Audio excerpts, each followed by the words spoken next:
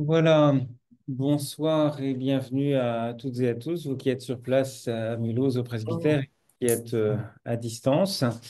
Donc, on se retrouve pour cette nouvelle rencontre consacrée donc à Paul et à l'Église de Corinthe. Et ce qui va nous occuper aujourd'hui, c'est le chapitre 15 de cette première épître aux Corinthiens, qui va porter exclusivement sur la résurrection.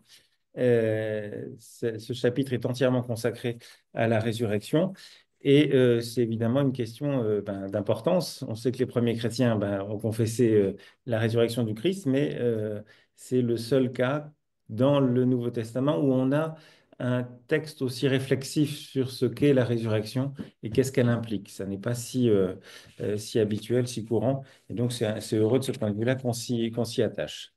Est-ce que tu peux aller ouvrir?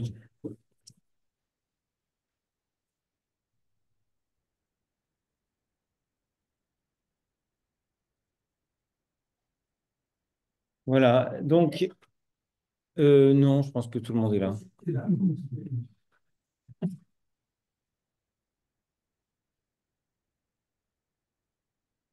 Voilà, donc un chapitre d'importance, hein, un chapitre euh,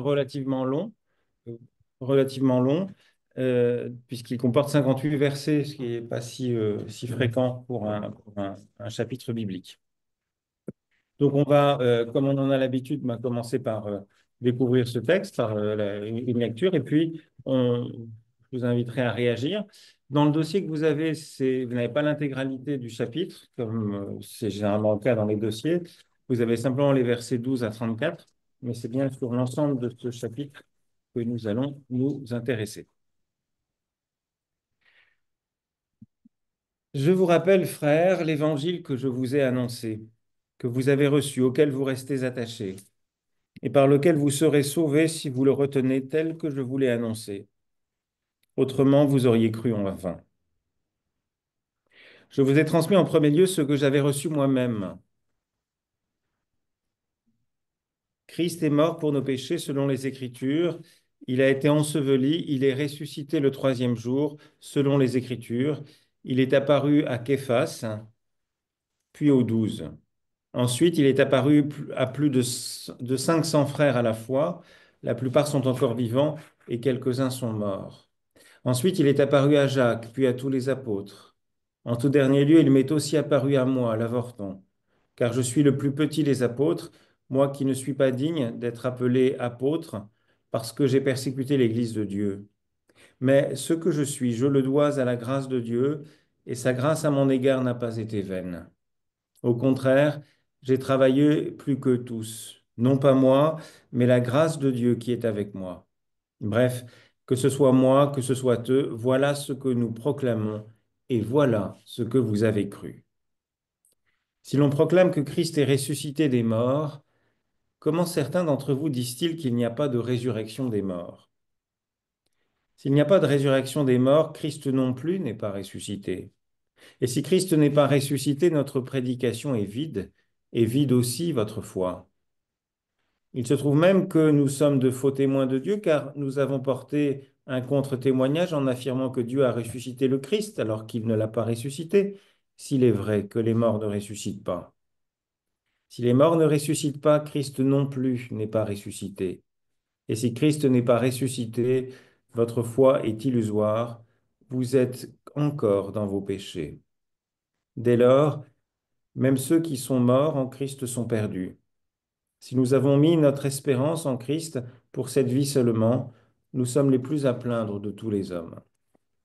Mais non, Christ est ressuscité des morts, prémisse de ceux qui sont morts. En effet, puisque la mort est venue par un homme, c'est par un homme aussi que vient la résurrection des morts. Comme tous meurent en Adam, en Christ tous recevront la vie, mais chacun à son rang. D'abord les prémices, Christ, puis ceux qui appartiennent au Christ lors de sa venue. Ensuite viendra la fin, quand il remettra la royauté à Dieu le Père, après avoir détruit toute autorité, tout pouvoir, toute puissance. Car il faut qu'il règne jusqu'à ce qu'il ait mis tous ses ennemis sous ses pieds. Le dernier ennemi qui sera détruit, c'est la mort, car il a tout mis sous ses pieds. Mais quand il dira tout est soumis, c'est évidemment à l'exclusion de celui qui lui a tout soumis. Et quand toutes choses lui auront été soumises, alors le Fils lui-même sera soumis à celui qui lui a tout soumis, pour que Dieu soit tout en tous. S'il en était autrement, que chercheraient ceux qui se font baptiser pour les morts? Si en tout cas les morts ne ressuscitent pas, pourquoi se font-ils baptiser pour eux? Et nous-mêmes, pourquoi à tout moment sommes-nous en danger? Tous les jours je meurs, aussi vrai frère que vous êtes ma fierté en Jésus-Christ notre Seigneur. À quoi m'aurait servi de combattre contre les bêtes à Éphèse si je m'en tenais à des vues humaines? Si les morts ne ressuscitent pas, mangeons et buvons, car demain nous mourrons. Ne vous y trompez pas, les mauvaises compagnies corrompent les bonnes mœurs. Revenez sérieusement à la raison, ne péchez pas, car quelques-uns n'ont pas la connaissance de Dieu, je le dis à votre honte. Mais dira-t-on comment les morts ressuscitent-ils? Avec quel corps reviennent-ils? Insensé. Toi, ce que tu sèmes ne prend vie qu'à condition de mourir. Et ce que tu sèmes n'est pas la plante qui doit naître, mais un grain nu de blé ou d'autre chose. Puis Dieu lui donne corps, comme il le veut, et à chaque semence de façon particulière. Aucune chair n'est identique à une autre. Il y a une différence entre celle des hommes, des bêtes, des oiseaux, des poissons. Il y a des corps célestes et des corps terrestres, et ils n'ont pas le même éclat. Autre est l'éclat du soleil, autre celui de la lune, autre celui des étoiles. Une étoile même diffère en éclat d'une autre étoile. Il en est ainsi pour la résurrection des morts. Semé corruptible, on ressuscite incorruptible. Semé méprisable, on ressuscite dans la gloire. Semé dans la faiblesse, on ressuscite plein de force. Semé corps animal, on ressuscite corps spirituel. S'il y a un corps animal, il y a aussi un corps spirituel. C'est ainsi qu'il est écrit, le premier homme, Adam, fut un être animal doué de vie. Le dernier Adam est un être spirituel donnant la vie. Mais ce qui est premier, c'est l'être animal, ce n'est pas l'être spirituel, il vient ensuite. Le premier homme tiré de la terre est terrestre, le second homme, lui, vient du ciel. Tel a été l'homme terrestre, tels sont aussi les terrestres. Et tel est l'homme céleste, tels seront les célestes. Et de même que nous avons été à l'image de l'homme terrestre, nous serons aussi à l'image de l'homme céleste. Voici ce que j'affirme, frères, la chair et le sang ne peuvent hériter du royaume de Dieu, ni la corruption hériter de l'incorruptibilité. Je vous fais connaître un mystère. Nous ne mourrons pas tous, mais tous nous serons transformés, en un instant, en un clin d'œil, au son de la trompette finale. Car la trompette sonnera, les morts ressusciteront incorruptibles, et nous serons transformés. Il faut en effet que cet être corruptible revête l'incorruptibilité, et que cet être mortel revête l'immortalité. Quand donc cet être corruptible aura revêtu l'incorruptibilité, et que cet être mortel aura revêtu l'immortalité, alors se réalisera la parole de l'Écriture. La mort a été engloutie dans la victoire. Mort, où est ta victoire? Mort, où est ton aiguillon? L'aiguillon de la mort, c'est le péché, et la puissance du péché, c'est la loi. Rendons grâce à Dieu qui nous donne la victoire par notre Seigneur Jésus-Christ. Ainsi, mes frères bien-aimés, soyez fermes, inébranlables, faites sans cesse des progrès dans l'œuvre du Seigneur, sachant que votre peine n'est pas vaine dans le Seigneur. Voilà pour ce long chapitre, assez dense, assez serré, avec, j'imagine, un certain nombre de questions qui ne vont pas manquer de jaillir. En tout cas, je voudrais peut-être d'abord commencer par là, vous laisser un peu réagir et exprimer vos étonnements, vos questionnements, avant qu'on entre plus directement dans l'analyse de ce texte verset par verset. Alors à vous la parole.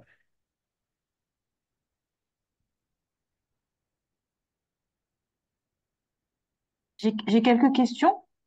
Oui, Oui. Alors, ma première question, c'est quand il écrit ressuscité selon les écrits. Donc, c'est-à-dire, il prend dans les Anciens Testaments, donc ça veut dire qu'il y a déjà eu un peu une étude des livres pour dire ressuscité selon les écrits. Qu'est-ce qu'il entend par ça? Oui, alors c'est un point sur lequel je reviendrai tout à l'heure. Ah, ok. Les Écritures, on parle évidemment de l'Ancien Testament, parce que le Nouveau Testament, il n'a pas encore été édité, là. Oui. Il est en train d'écrire une petite partie du Nouveau Testament, il parle évidemment de l'Ancien Testament.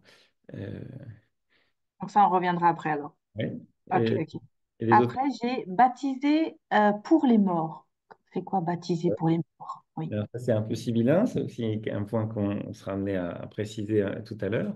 Là, c'est Ok, enfin, mais c'est bien de le noter, mais il y aura une ok. à ça. C'est des points que j'avais pas compris, Oui, donc j'ai relevé quelques. on ne sait pas très bien à quelle situation ça fait référence, et il y a des conflits d'interprétation un petit peu là-dessus. On en dira un mot tout à l'heure, oui. Le troisième point, j'étais sûre, parce qu'il parlait de corps animal et corps spirituel. Alors, c'est Ouais. vrai qu'une fois, j'avais posé la question, est-ce que les animaux vont au paradis? Est-ce que le corps animal, est-ce que il parle de tout corps vivant? Enfin, j'essaie de trouver le sens. En fait, le terme, alors ça c'est la traduction de la Tob. Vous avez d'autres traductions qui vont pas dire corps animal, qui vont dire corps psychique. Voilà, c'est ça. Ok. En fait, ça renvoie au corps qui nous permet de vivre. Donc c'est les os, la chair, c'est cet aspect. Voilà, c'est notre dimension physique qui évidemment est évoquée là-dessus. Mais on verra la distinction qu'il fait avec ce corps spirituel qui est un petit peu un oxymore, une figure de style un peu originale, puisque a priori, entre le corporel et le spirituel, c'est pas la même catégorie, mais on verra un peu quel est le soubassement aussi anthropologique, hein, parce qu'il s'enracine dans une anthropologie juive qui n'est Mhm. pas dualiste, qui n'oppose pas le corps et l'esprit, euh, mais dans une anthropologie juive. Ok, ok. Et ma dernière question, après j'arrête. Hmm. Il avait dit, nous ne mourrons pas tous. Oui, alors Ça ça m'a rend. étonné, ça aussi. Oui. Oui, alors c'est pas une manière de nous dire que certains auront un privilège et ils n'auront pas. Non, c'est pas ça. On est dans la perspective de la parousie, du retour du Christ. Or, Paul, quand il écrit sa lettre, il est dans la perspective d'un retour très proche du Christ.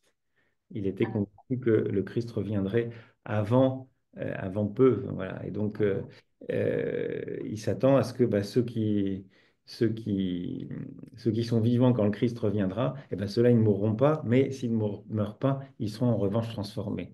Et de ce point de vue-là, qu'on soit mort ou qu'on soit vivant, on est appelé à être transformé et notre corps est appelé à devenir de corps animal ou psychique, il est appelé à devenir corps spirituel. Voilà. C'est bon, j'arrête. Voilà. Alors après, c'est peut-être pas. Alors, il y a c'est des questions peut-être déjà de détail, mais peut-être sur la globalité du message ou comment vous le recevez, des choses qui vous choquent, qui vous surprennent. Euh,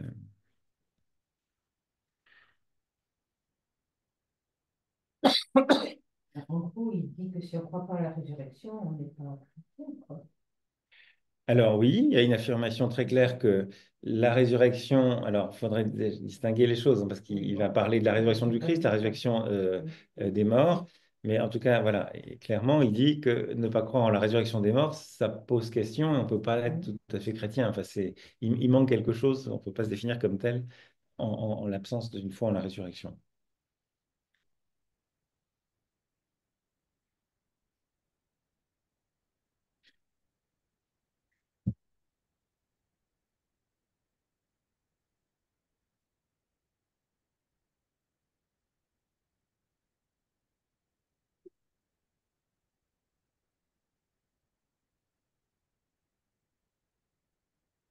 Là, Moi, j'ai l'impression que c'est plus direct. Oh, sorry, désolée. non, Allez-y, allez-y. vas-y, continue. Oui, Allez-y, allez-y. Euh, bon, c'est peut-être aussi un point de détail, mais au verset 56, il dit, la puissance du péché, c'est la loi. oui. Alors, merci d'avoir pointé le truc très compliqué dans le texte. Parce qu'en fait, ça, c'est une thématique, la question du lien entre la mort, le péché et la loi. C'est quelque chose qui va faire l'objet de son enseignement dans l'Épître aux Galates et dans l'Épître aux Romains. Et ça, c'est le dur du dur de la théologie paulinienne.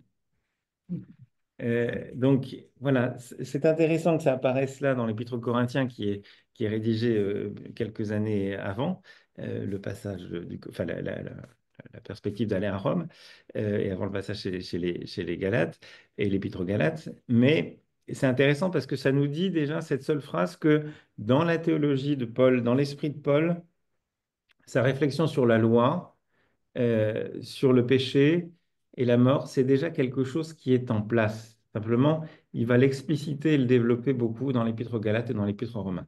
Alors, je vais pas, je le commenterai pas ça aujourd'hui parce que ça nous fait entrer dans un truc un petit peu énorme. Je réfléchis peut-être l'an prochain à faire quelque chose sur l'Épître aux Romains ou l'Épître aux Galates, on verra. Mais parce que c'est vraiment le gros du gros de, de la théologie paulinienne. Donc, si vous allez pour les amateurs de, voilà, c'est la référence, hein, vous savez, Daniel Marguera, Paul de Tarse, quand il aborde la question il analyse ça de manière très très fine, euh, parce que je pense que c'est aussi quelque chose qui est parfois un peu mal compris. Et quand il dit, quand il parle de l'Épître aux Romains, il commence à expliquer que jusqu'à présent, on a fait un peu, avec les autres épîtres qu'il a visités, on a fait un peu une promenade, voilà. Mais là, on s'attaque un peu à des 4000 en termes d'alpinisme. Donc voilà, ça devient un peu plus, c'est un peu plus compliqué. Donc c'est pas je vous le dis tout de suite, je ne m'attarderai pas sur ce verset-là.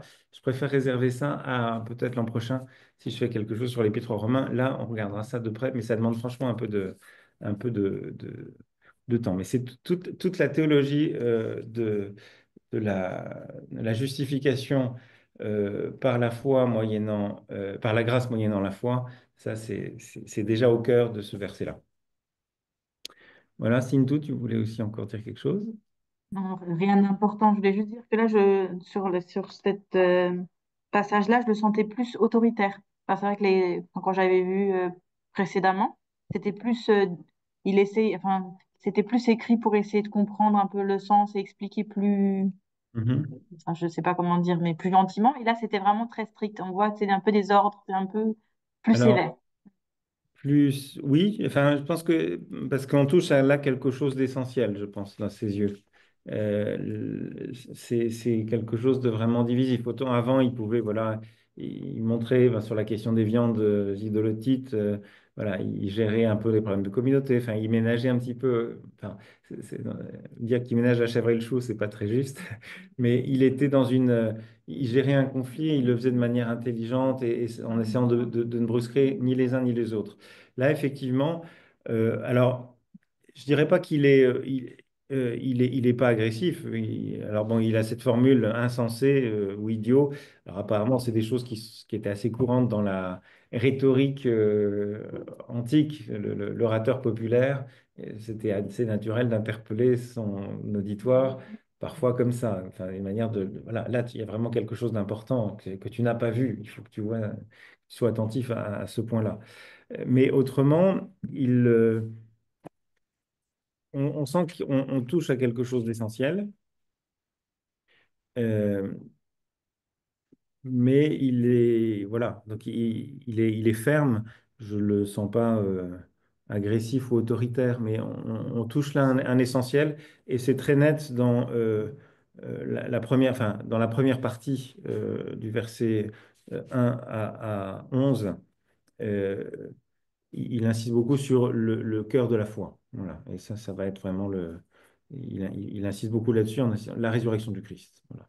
Et puis le côté effectivement central, il dit pas, il n'est pas moraliste, il donne pas, mais il revient au cœur de la foi et il dit cet essentiel de la foi, ben on est dedans ou on n'est pas dedans, quoi. Mais on peut pas, là-dessus on peut pas mégoter, quoi. On peut pas discuter. On peut pas accepter des accommodements là-dessus. La résurrection, ça c'est un incontournable. Voilà. Donc, tout le monde sous ses pieds. Et puis, pourquoi on se ferait baptiser? L'importance du baptême aussi, enfin, le sens du baptême. Oui, alors évidemment, il y a aussi un lien entre la résurrection et le baptême, oui. Voilà. Et alors, il interroge aussi alors, une pratique qui est un peu bizarre, donc, sur laquelle Sintou m'interpellait d'emblée, la question du baptême pour les morts, donc, qui est encore... voilà, mais on va y revenir, mais pour ceux qui connaissent un peu les Mormons, c'est quelque chose de... ils s'appuient sur ce verset-là pour justifier telle pratique, la pratique du baptême des morts. Bien. Alors, donc, comme je vous le disais, c'est un chapitre dense, tout entier consacré à la question de la résurrection. C'est une question qui est présente évidemment dans la littérature des premiers chrétiens. Enfin, les évangiles parlent bien sûr de la résurrection du Christ, de la résurrection future des morts. C'est une thématique qui est présente. Saint Paul lui-même va aussi en parler ailleurs. Dans la première aux Thessaloniciens, il va évoquer dans une perspective de consolation. Frères, je ne veux pas vous laisser dans l'ignorance au sujet de nos frères qui sont morts, où il était dans une perspective un petit peu plus de consolation. Voilà. Là, on sent qu'il est dans quelque chose qui n'est pas juste... euh, c'est une approche réflexive de la résurrection. Qu'est-ce que c'est? Il réfléchit à la question. Il ne se contente pas d'affirmer une foi en la résurrection. Mais il y a une affirmation, une réflexion qui est beaucoup plus fondamentale. Euh, alors, il faut, je crois, partir aussi de... Vous savez bien que la foi en la résurrection, ça n'a rien d'une évidence aujourd'hui, et y compris pour beaucoup de chrétiens. Il y a des sondages réguliers qui rappellent que bah, beaucoup de chrétiens se disent chrétiens, mais la résurrection n'est pas si centrale que ça. Euh, je crois que ce texte est intéressant parce qu'il vient d'abord nous rappeler que la difficulté à croire en la résurrection, c'est pas un truc moderne ou récent, enfin, c'est quelque chose qui est déjà présent dans l'Antiquité chrétienne. Et dans le monde très bigarré de cette ville de Corinthe, où se croisent toute une série d'influences religieuses, philosophiques, il y a un certain nombre de compréhensions très, très diverses de ce qu'est enfin, de l'après-mort. Qu'est-ce qu'il y a après, s'il y a quelque chose. Et donc, Paul, il est confronté à ces différentes croyances qui peuvent exister dans cette ville de Corinthe et dans la communauté qui manifestement n'est pas insensible à des influences plus extérieures. Voilà, elle est à l'image de cette... Alors, on a du mal en lisant Paul à savoir exactement quelle était la croyance à laquelle Paul réagit. Il y a différentes hypothèses qui ont été envisagées. Alors, est-ce qu'il s'agit de réagir à une position matérialiste, si vous voulez, des gens qui disent, bah, il n'y a rien après la mort. Voilà, un matérialisme classique, le corps, bah, le corps, il est fini, bah, c'est fini, et puis c'est tout. Et ça, on trouve un certain nombre d'auteurs latins de l'Antiquité qui ont tout à fait ce discours-là, hein. Je vous citerai tout à l'heure un texte de Pline l'Ancien qui va tout à fait dans ce sens-là. Euh, Est-ce que Paul veut réagir à un, un trop-plein d'enthousiasme spirituel qu'il rencontre dans la communauté de Corinthe, pour qui on a été baptisé, ça y est, on est sauvé, tout va bien, il n'y a plus de mort, enfin, tout le reste n'a plus d'importance. Un petit peu des joyeux charismatiques qui ont une manière, qui sont plus du tout sensibles à ce qui va venir, ce qui est encore à venir. Voilà, par le baptême, on est déjà ressuscité, tout est bien.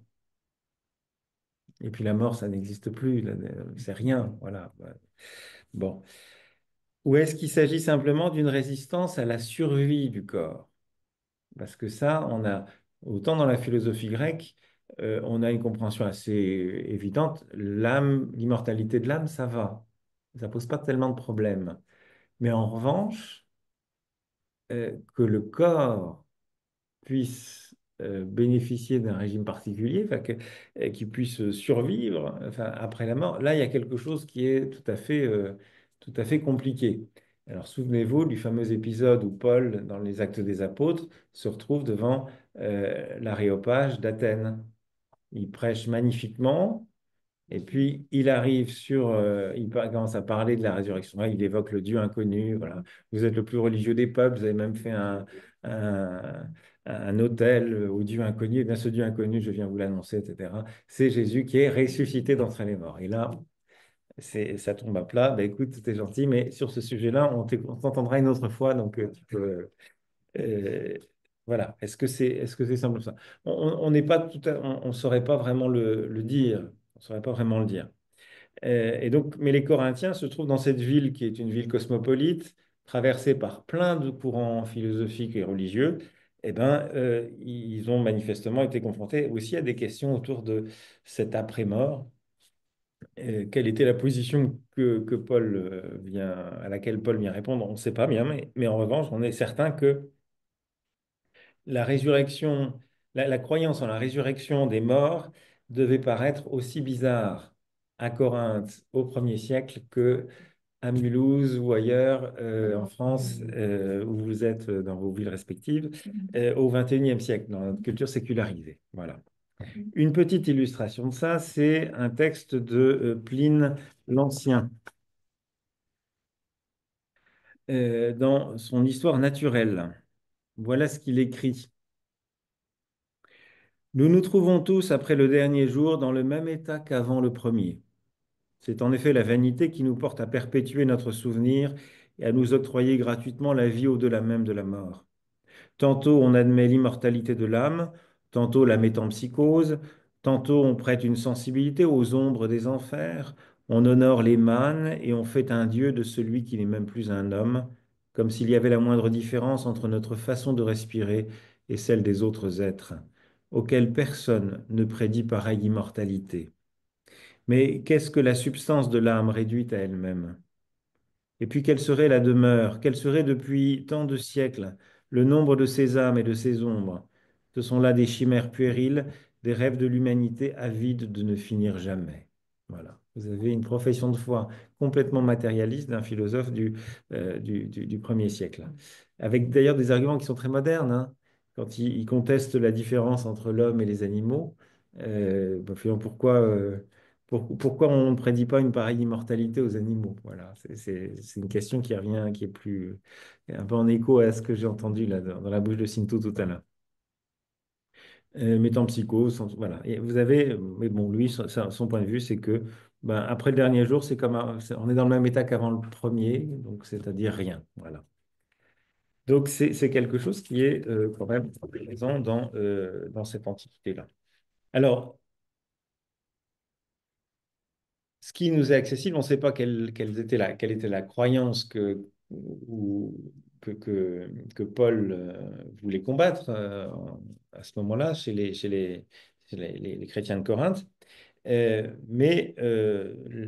En tout cas, il va nous donner quand même un certain nombre d'éléments. Il y a deux questions, celle qu'on trouve au verset 12. Si l'on proclame que le Christ est ressuscité des morts, comment certains d'entre vous disent qu'il n'y a pas de résurrection du Christ?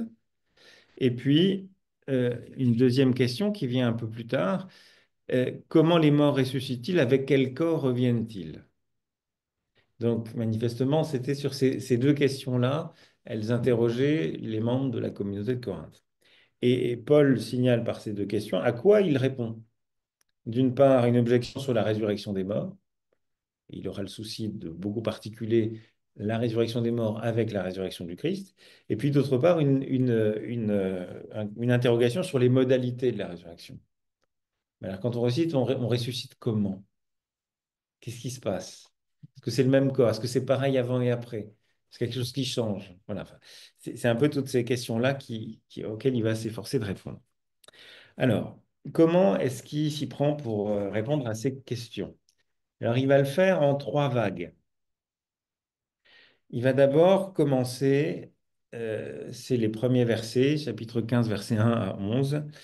Il va rappeler la mort, résurrection du Christ et ses apparitions pascales. Et donc, il va le faire en reprenant, en donnant un très ancien credo des chrétiens. Alors, les exégètes s'entendent pour dire que les versets 3 à 5, ben, c'est un des premiers, ce qu'on appelle le kérigme.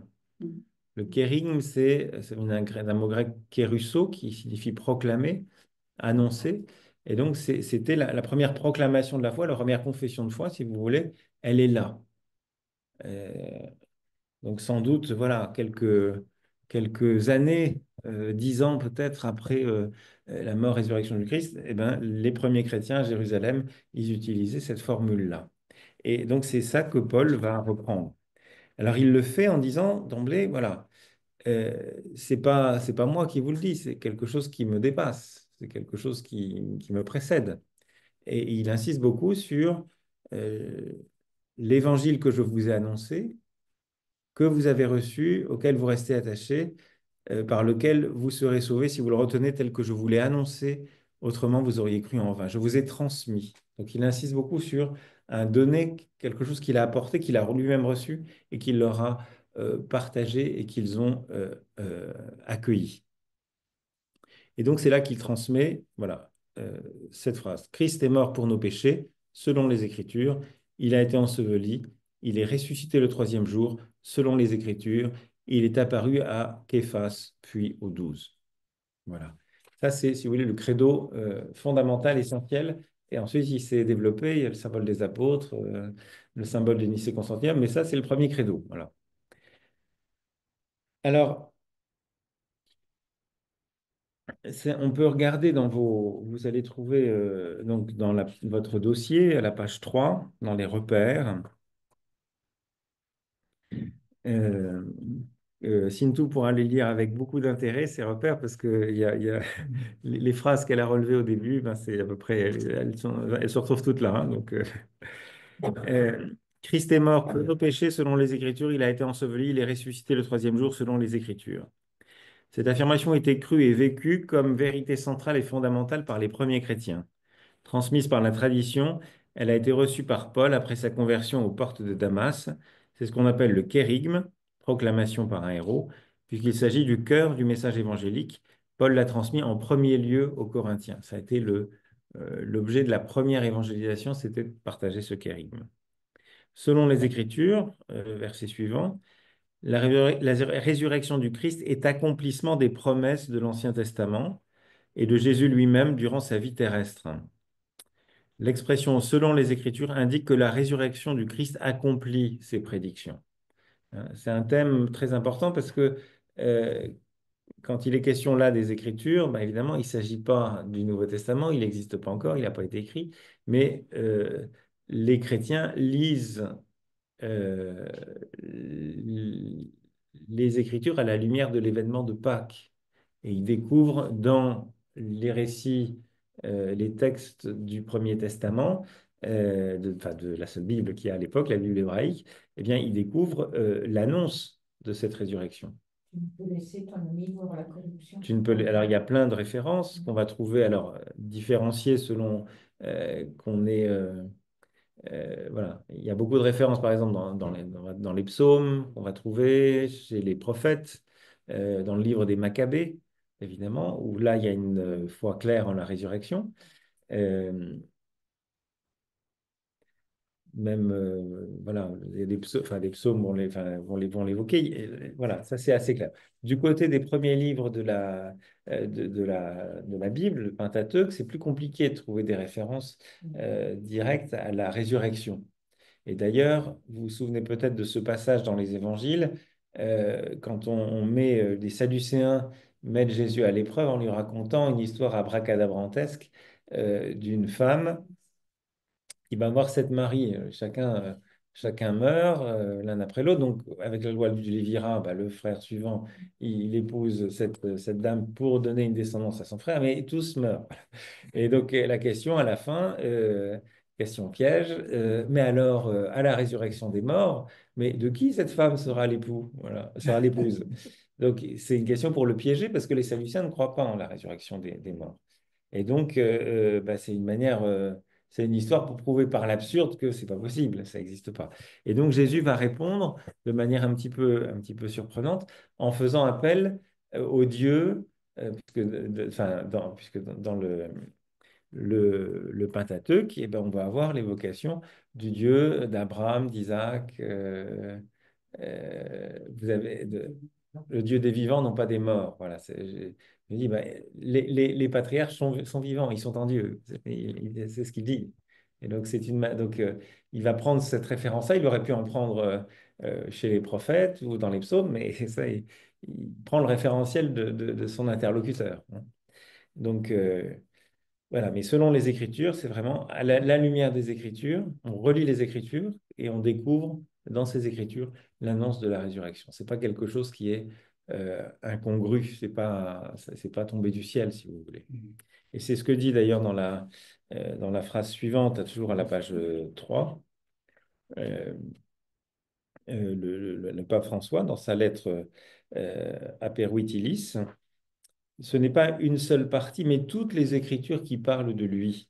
Sa mort et sa résurrection sont indéchiffrables sans elle, puisque les Écritures parlent du Christ, elles permettent de croire que sa mort et sa résurrection n'appartiennent pas à la mythologie, mais à l'histoire et se trouvent au centre de la foi de ses disciples. Donc, si vous voulez, Paul campe bien le décor en disant, voilà, ça c'est le fondamental, c'est ça qui je vous ai annoncé, et c'est le cœur de la foi chrétienne. Et alors, il complète ce credo premier avec des éléments supplémentaires. Verset 6, ensuite il est apparu à plus de 500 frères à la fois. La plupart sont encore vivants et quelques-uns sont morts. Donc ça, c'est une manière de dire, voilà, il y a beaucoup de témoins, et puis il y en a qui sont vivants, donc vous pourriez parfaitement leur demander, ils peuvent en témoigner. C'est une manière de donner, de rappeler la légitimité de ce message-là.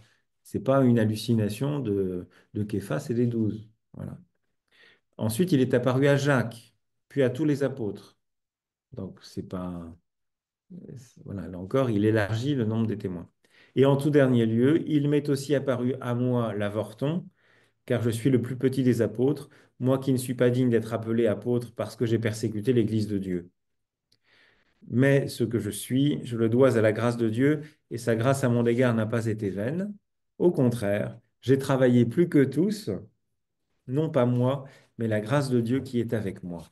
Donc là, c'est intéressant parce que c'est aussi le tempérament de Paul qui se réveille.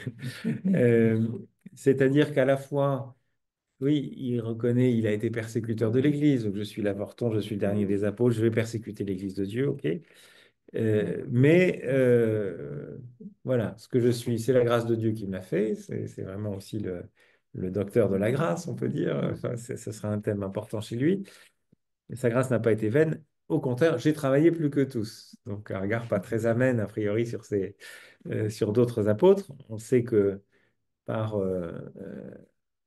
l'épître aux Galates, qu'il y a eu des tensions assez vives avec Pierre, notamment, euh, qui était parfois voilà, il trouvait que Pierre était un petit peu lâche vis-à-vis des judaïsants, voilà, qui pratiquaient encore la circoncision sur les repas, etc. Voilà, il le pointe de manière assez ferme.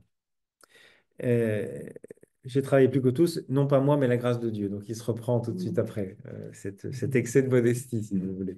Il fait qui il est, de fait, il a accompli un travail extraordinaire. Voilà. Mais au final, ce qui est important, c'est le verset 11. Bref, que ce soit moi, que ce soit eux, voilà ce que nous proclamons et voilà ce que vous avez cru. L'essentiel, ils sont d'accord. Voilà, alors donc c'est ça, il pointe l'essentiel, cet essentiel de la foi, la résurrection du Christ. Et d'un point de vue argumentatif, c'est très intéressant parce qu'il commence en bon orateur à énoncer ce kérigme, le socle, si vous voulez, le fondamental de la foi chrétienne. Voilà. Il installe une base d'accord entre lui et ses interlocuteurs. Là-dessus, on est d'accord. Ça, c'est le socle. Oui. On peut imaginer que dans l'assistance, quand on lit la lettre, ils doivent opiner du chef. Oui, c'est vrai, c'est tout à fait juste. Donc, en fait, il nous dit que la foi en la résurrection du Christ n'est pas à option. Ce n'est pas une case qu'on peut cocher comme ça. Moi, je suis chrétien qui croit à la résurrection du Christ, moi pas. Non. Si vous ne croyez pas à la résurrection du Christ, bah, passez votre chemin, quoi. Ça, c'est pas le. Vous êtes trompé de crèmerie, c'est un peu ça. Voilà, ça c'est la première étape de son argumentation. C'est une argumentation finalement traditionnelle. C'est dire, il rappelle la tradition, l'enseignement des apôtres. Deuxième phase deuxième vague plutôt son argumentation. Donc, ça va être les versets 12 à 34. Et qu'est-ce qu'il dit au fond là-dedans? Qu'est-ce qui est au cœur? Enfin, il va affirmer la solidarité entre la résurrection du Christ et la résurrection des morts. Il va faire un lien entre les deux en disant, vous ne pouvez pas, si vous contestez l'un, vous contestez l'autre. Nier que les morts ressuscitent, c'est nier, Pâques, c'est nier la résurrection du Christ. Alors, il le fait en mettant enfin, il va dire, si vous mettez en doute la résurrection des morts, tout s'écroule. La foi n'a plus de sens. Alors, donc c'est un raisonnement un peu par l'absurde. Il dit pas, il va pas qualifier, il va pas dire positivement pourquoi, mais il dit, il dramatise un petit peu l'enjeu. Si vous ne croyez pas en la résurrection des morts, Pâques n'est rien. La prédication se vide de son contenu. La foi s'évanouit en illusion. Le témoignage apostolique n'est plus crédible. Et vous restez dans vos péchés. Voilà, vous n'êtes pas sauvés. Alors, qu'est-ce qui va légitimer ce lien? Ça, il ne nous le dit pas. Il ne nous le dit pas. Il ne dit pas, pourquoi, si on ne croit pas en la résurrection des morts, vaine est notre foi. Il ne le dit pas là. Il faudra aller chercher la réponse ailleurs. La réponse, elle est même pas dans la suite de la lettre. On la trouvera plutôt dans l'épître aux Romains. Au verset, par exemple, enfin, c'est Romains chapitre 4, verset 17. Dieu est le Dieu qui fait vivre les morts et qui appelle à l'existence ce qui n'existe pas. Voilà. Dieu est le Dieu qui fait vivre les morts et qui appelle à l'existence ce qui n'existe pas. Donc, d'une certaine manière, je crois que le fond de l'argumentation de Paul, c'est de dire que nier la résurrection va jusqu'à nier Dieu lui-même, car c'est mettre en doute son pouvoir de créer la vie au-delà de la mort. Ce serait une manière de dire, Dieu ne nous a pas créés pour la mort. Et, et- et- et sinon, ce serait presque un faux Dieu ou un Dieu qui n'a pas de valeur au sens où il serait un marionnettiste qui nous a extrait du néant pour nous y précipiter à nouveau. Pourquoi? Comme les dieux de l'Olympe qui s'amusent des hommes et qui les manipulent. Voilà. Donc, s'il n'a pas ce pouvoir, Dieu, de créer la vie au-delà de la mort, c'est qu'il n'a pas ramené le Christ à la vie. Voilà. Il s'est dit comme ça. Alors, il va enchaîner avec une autre conviction très vite. C'est le verset 15. Non, je fais de bêtises. Non, pardon, c'est le verset 20, pardon. Verset 20. Euh, il va resituer tout ça dans une histoire avec euh, la figure d'Adam qui va revenir à ce moment-là, à partir du verset 20, et puis l'évocation des prémices. Mais non, Christ est ressuscité, mort, prémisse de ceux qui sont morts. En effet, puisque la mort est venue par un homme, c'est par un homme aussi que vient la résurrection des morts. Comme tous meurent en Adam, en Christ, tous recevront la vie. Donc là, il fait ce lien de manière très nette entre euh, euh, résurrection du Christ et résurrection des morts, euh, premier Adam et un deuxième Adam. Alors, il n'est pas encore cité comme deuxième Adam, mais c'est cette thématique-là qui est là, déjà. Donc, ce qu'il nous dit, au fond, c'est que Pâques, ce n'est pas un événement isolé dans l'histoire, dans le passé, mais Pâques est le début d'un processus irréversible qui ne s'achèvera qu'avec la venue de la fin des temps et la résurrection des morts. Euh, mais c'est quelque chose qui avait, d'une certaine manière, déjà commencé plus tôt avec cette figure d'Adam. Mais donc, alors bon, ça j'y reviens un petit peu après. Mais cette idée de prémisse, alors vous trouverez prémices de ceux qui sont morts. Si vous prenez la page 3, toujours dans vos repères, vous avez un petit commentaire de Jean-Pierre Lémonon qui nous rappelle que les prémices, ce sont les premiers fruits de la récolte qu'on offrait à Dieu en reconnaissance. Au sens figuré, ce terme exprime l'idée qu'une partie est donnée ou acquise à l'avance comme garantie de la totalité. C'est pourquoi nous aussi nous ressusciterons. Le réveil de Christ d'entre les morts n'est pas sans conséquence pour ceux qui se sont endormis, car il constitue des prémices pour ces derniers. Le réveil de Christ est l'annonce et le gage du réveil de ceux qui se sont endormis. Donc là, il fait ce lien entre la résurrection du Christ, c'est la preuve, l'assurance, la garantie que nous aussi nous ressusciterons. Mais c'est le début d'un processus. On s'inscrit dans une histoire. Et pour bien manifester qu'on va vers une histoire longue, enfin jusqu'au terme de l'histoire, Paul va user là d'un registre qui est un registre apocalyptique. Quand il évoque verset 24, ensuite viendra, alors voilà, chacun, tous recevront la vie, chacun à son rang, verset 23, d'abord les prémices, Christ, puis ceux qui appartiennent au Christ lors de sa venue, ensuite viendra la fin, quand il remettra la royauté à Dieu le Père, après avoir détruit toute autorité, tout pouvoir, toute puissance, car il faut qu'il règne jusqu'à ce qu'il ait mis tous ses ennemis sous ses pieds. Donc là, on est dans cette perspective un peu cosmologique, on est dans des catégories un peu de l'apocalypse, apocalyptique, on est dans la fin et un espèce de grand combat, si vous voulez, euh, entre le Christ et ses ennemis et singulièrement la mort. Euh,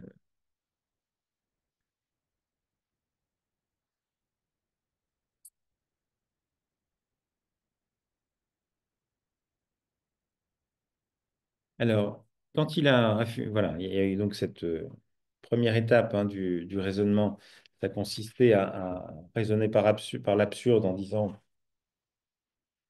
et si il n'y a pas de résurrection des morts, Christ n'est pas ressuscité, et vaine est notre foi. Voilà. Ensuite, il resituait ça dans une perspective longue en évoquant les prémices, donc la résurrection du Christ, qui est la promesse de la résurrection des morts. On est dans cette espèce de continuité.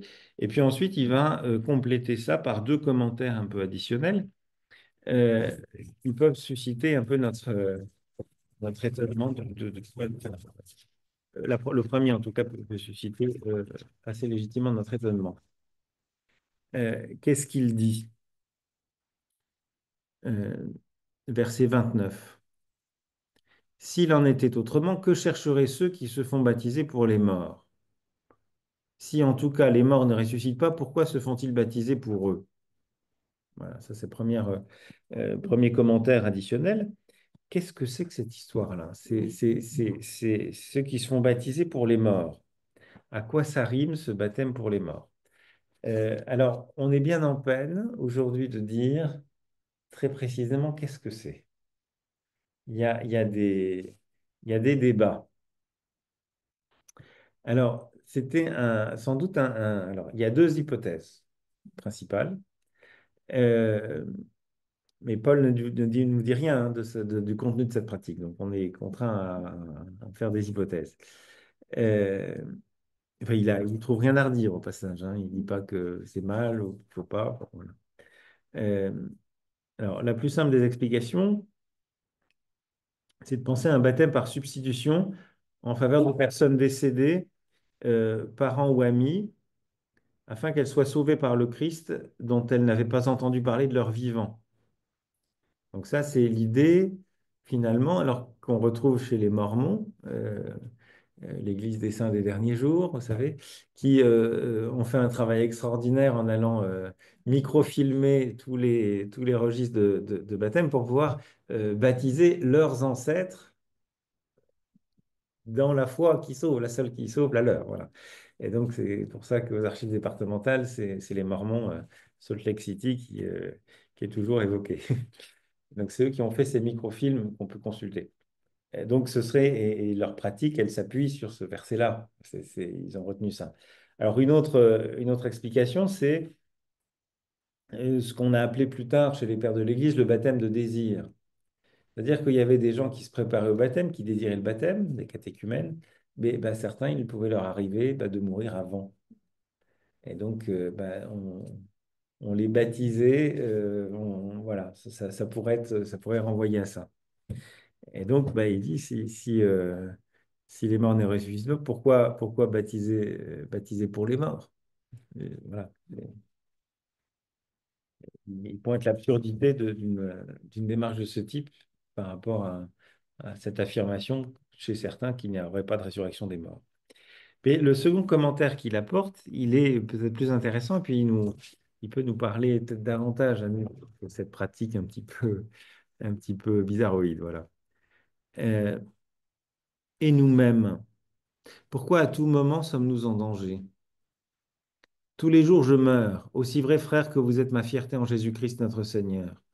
À quoi m'aurait servi de combattre contre les bêtes à Éphèse si je m'en tenais à des vues humaines? Si les morts ne ressuscitent pas, mangeons et buvons car demain nous mourrons. Voilà. Ça, c'est intéressant parce que, au fond, il pose la question, euh, mais à quoi bon prendre des risques, comme lui l'a fait, si l'horizon humain se clôt au repas, au trépas, pas au repas, au trépas. Là, j'ai été un peu trop vite sur la suite, pardon.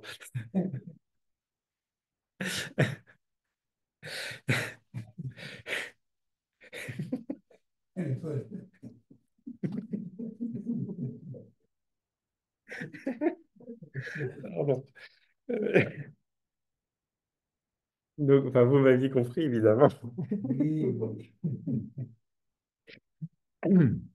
Donc, il va faire référence à la persécution qu'il a lui-même subie quand il était à Éphèse. Et donc, voilà, il a été menacé par les autorités politiques de la ville. Donc, il a mis en jeu sa vie. Et s'il le fait, c'est aussi parce que ben, il pense que c'est pas fini. Enfin, sa vie, comme dit le psaume, tu réclames ma vie à la tombe. Donc, il met la confiance en Dieu qui lui donnera la vie, qui lui redonnera la vie s'il devait la perdre. Et je trouve que ça, c'est intéressant, parce que voilà, il dit, bah, si on est dans une approche purement matérialiste, si on ne pense qu'au repas, comme vous avez pu constater que je risquais parfois de le faire, eh bien, évidemment, s'il n'y a pas d'autre horizon, eh ben, vivons bien, empiffrons-nous, et puis demain, nous mourrons, puis voilà, et c'est tout. Donc, c'est un épicurisme euh, basique et puis qui est un peu cynique aussi. Hein.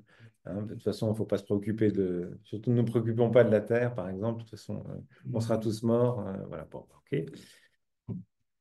Et donc, ça, l'épicurisme, c'est aussi quelque chose qui devait avoir cours, qui était une philosophie. Enfin, elle est toujours très vive d'ailleurs, mais le monde de Corinthe, sans doute qu'elle était bien présente aussi. Mais pour le dire dans des termes qui soient des termes peut-être plus contemporains, on pourrait dire que pour oser vivre, souviens-toi de ton futur. Souviens-toi de ton futur. C'est-à-dire que la perspective de la résurrection des morts, ça nous fait peut-être vivre d'une manière autre. Euh, Si je suis affligé, enfin, effrayé à l'idée d'être renversé par une voiture, je ne vais pas mettre le nez dehors. Voilà. Mais ce qui me privera d'une rencontre extraordinaire que autrement je n'aurais jamais vécue. Mais j'avais tellement peur de me faire renverser par une voiture que je ne suis pas sorti. Bon. Ben, si j'ai pas peur de ça, voilà. Eh ben, je vais y aller et je vais pouvoir faire des rencontres dans le monde. Voilà, je vais pouvoir faire quelque chose. Et donc, je crois que c'est un peu ça aussi. C'est l'espérance en la résurrection, c'est quelque chose qui est moteur pour la manière dont j'offre ma vie. Enfin, j'en use et je la partage. Enfin, voilà. C'est un peu braver la mort. Hmm. C'est braver la mort. Ben, c'est la braver, mais pas juste pour la braver par comment dire, par orgueil, mais c'est quelque chose, voilà, parce que ma vie me sera redonnée, ben, je peux la donner moi-même. Mm. Je peux m'en défaire ou je peux la mettre au service de quelque chose. Et je ne suis pas dans une logique de maximisation de mon profit dans le délai le plus rapide. Voilà. Voilà, ça c'est pour la deuxième vague de l'argumentation de Paul, où il cherche à mettre en lien de manière très serrée donc la résurrection du Christ et la résurrection des morts. Et après, il en vient donc à cette troisième vague d'argumentation qui porte plus spécifiquement sur la question comment les morts ressuscitent-ils, à quel corps reviennent-ils, avec quel corps reviennent-ils? Donc, ça nous dit aussi que Paul est assez conscient que la nouvelle qu'il annonce, elle est assez étrange. Enfin, c'est pas un truc, ça va pas de soi, quoi. Enfin, euh, d'ailleurs, si vous commencez à parler de résurrection euh, à la caisse du supermarché avec la personne qui est devant vous, derrière vous, on va vous regarder un peu bizarrement. Donc, oui, il y a quelque chose d'une forme d'étrangeté là. Et donc, et les objections qu'on entendait, par exemple, tout à l'heure chez Pline, euh, où est-ce que les morts iront euh, il faudrait montrer que les morts sont vivants. Pardon, c'est pas le texte, là, sur le déni. Euh, quelle serait la demeure, quel serait depuis tant de siècles le nombre des âmes et de ces ombres? Où est-ce qu'elles habiteraient, toutes ces personnes? Évidemment, quand on est dans la logique ah bah oui, alors ils sont là, ils vont revenir avec leur corps, alors oui, mais alors où est-ce qu'on va les loger? Enfin, c'est voilà. C'est des questions toutes pratiques, mais donc il y a quelque chose d'un petit peu étrange. Donc, comment parler de la résurrection? Euh, comment décrire un au-delà qui, par définition, ben, nous échappe? Et c'est quand même intéressant de penser que, justement, quand on prend les textes bibliques, quand ils parlent de la résurrection, ils en parlent de manière assez sobre. Je vous invite à regarder à la page 5, il y a un petit encadré de Chantal Régnier. Qu'est-ce que la résurrection? Et elle insiste beaucoup là-dessus, sur le caractère irreprésentable de la résurrection. Nous ne pouvons pas nous représenter la résurrection car elle suppose le bouleversement des lois de la nature et échappe à notre perception. On parle à ce propos d'événements transcendants. Les évangiles ne décrivent jamais la résurrection. C'est un acte de Dieu qui échappe à l'homme. Les évangiles attestent seulement qu'il est ressuscité, qu'il n'est plus ici dans le tombeau. Il est apparu aux disciples, aux femmes ou à quelques personnes, parce que le Christ se donne à voir dans le monde où sont ses disciples, où sont les disciples. C'est dans ce monde qu'ils ont à témoigner de lui. Ils vont désormais l'annoncer jusqu'à sceller leur témoignage par leur sang. C'est pourquoi les chrétiens croient en Jésus ressuscité au point que leur foi serait vide sans la résurrection du Christ. Mais ce qui me semble intéressant de noter là, c'est que la résurrection, elle n'est jamais présentée dans les Écritures sous un mode descriptif. On n'a pas de description de comment Jésus est ressuscité. On le voit ressuscité. Voilà. Il était mort, il est vivant, et Képhas l'a vu, et tel, voilà, un tel ou un tel l'a vu. Donc, comment décrire un au-delà qui, par définition, nous échappe? Eh ben, le seul moyen pour le faire, c'est que Jésus y a beaucoup recouru dans ses paraboles, ben, c'est précisément d'utiliser l'image. Et Paul va utiliser l'image, il va filer la métaphore à partir enfin, dans ce qui suit, avec euh, l'image du grain, de ce qui est semé corruptible pour un être incorruptible. Et l'image, elle ne prétend pas mettre la main sur la réalité. Et pensez aussi, c'est intéressant, quand vous avez le récit dans l'évangile de Jean, de la rencontre de Jésus et de Marie-Madeleine au tombeau, le ne me touche pas, noli me tangere de Marie-Madeleine, c'est aussi c'est ne pas saisir. Bah, l'image, elle ne prétend pas mettre la main sur la réalité qu'elle illustre. C'est un autre registre qui donne à penser et alors c'est vrai du royaume, mais ça ouvre d'autres perspectives et qui nous dérange, enfin pas qui nous dérange, mais qui nous déplace. mais qui font deviner quelque chose de cette réalité. Ouais, il dit à Thomas que tu n'es plus. Oui, sauf que Thomas, si on lit l'évangile de près, il ne le touche pas. Il ne mettra pas les doigts dans la plaie. Donc, en fait, c'est quand voilà, il dira je crois. Enfin, et c'est l'affirmation de foi qui est importante.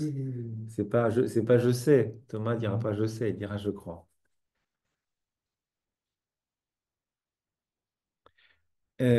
Donc voilà, il va développer donc son argumentation sur les modalités de la résurrection, mais il le fait à travers des images. Et donc l'image, ça va être la suivante. Insensé, toi, ce que tu sèmes ne prend vie qu'à condition de mourir. Et ce que tu sèmes n'est pas la plante à venir, mais un grain nul de blé ou d'autre chose. Puis Dieu lui donne corps, comme il le veut, et à chaque semence de façon particulière. Aucune chair n'est identique à une autre. Il y a une différence entre celle des humains, des bêtes, des oiseaux, des poissons. Il y a des corps célestes et des corps terrestres, et ils n'ont pas le même éclat. Autre est l'éclat du soleil, autre l'éclat de la lune, et autre l'éclat des étoiles. Une étoile même diffère en l'éclat d'une autre étoile. Et il en est ainsi pour la résurrection des morts. Semé périssable, on ressuscite impérissable. Semé méprisable, on ressuscite dans la gloire. Semé dans la faiblesse, on ressuscite plein de force. Semé corps naturel ou psychique ou animal, on ressuscite corps spirituel. Alors, on pourrait commencer par s'interroger sur la méthode de Paul, pour faire écho aussi à Sintou qui trouvait que Paul était particulièrement revêche et autoritaire. Oui, c'est vrai que de manière générale, commencer par dire à son auditoire qu'il est idiot ou insensé, c'est pas toujours la meilleure manière de le convaincre, mais il semblerait que dans l'art oratoire typique des prédicateurs populaires, lancer une apostrophe comme ça, insensé, c'est une manière d'interpeller, voilà, vraiment. En disant, mais t'as vraiment rien compris, il y a un truc qui t'a complètement échappé. Et ce qui t'a échappé, ici, qu'est-ce que c'est? Eh ben, la réponse peut tenir en un mot, c'est au fond la nature. Parce que Paul invite ses interlocuteurs à regarder la création, l'œuvre de Dieu. Tu veux comprendre ce que Dieu fait? Eh bien, regarde la création.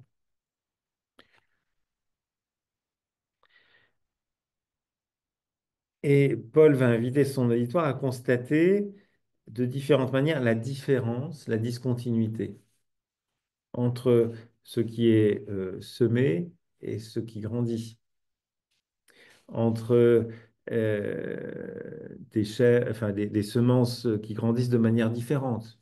Bah, les semences peuvent se ressembler au départ, mais elles croissent et elles grandissent de manière très différente. Une graine qui ressemble à une autre, ben, elle ne donne pas du tout la même chose. Voilà. Et puis aucune chair n'est identique à une autre. Celle des hommes, des bêtes, des oiseaux, des poissons, bah oui, c'est pas les mêmes. Ça se ressemble pas. Il y a des corps célestes, des corps terrestres. Ils n'ont pas le même éclat. Le soleil et la lune n'éclairent pas de la même manière, etc. Bon, c'est toute une série d'images euh, qui manifestent voilà, un émerveillement, un regard admiratif devant la prodigieuse diversité dans l'œuvre du Créateur. Et puis il y a une autre harmonique qui est associée euh, à la semence, c'est ce que tu sèmes ne prend vie qu'à condition de mourir. Donc, la semence, elle doit mourir pour que se produise le miracle de la germination. Certains connaissent peut-être ce beau texte du Père Varion sur le grain de blé qui est bien tranquille dans son grenier bien au chaud et qui va sortir, qu'on va plonger dans l'humidité et il est désespéré.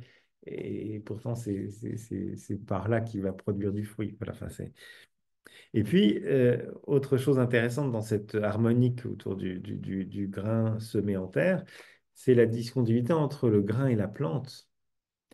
Il y a une discontinuité, mais qui n'oblitère pas une continuité. Parce que dans la semence, il y avait déjà plein de choses, tout était là, mais pas. Il y a une continuité, c'est bien la semence qui produit ça, mais ça ressemble pas, la plante ne ressemble pas à la semence. Voilà.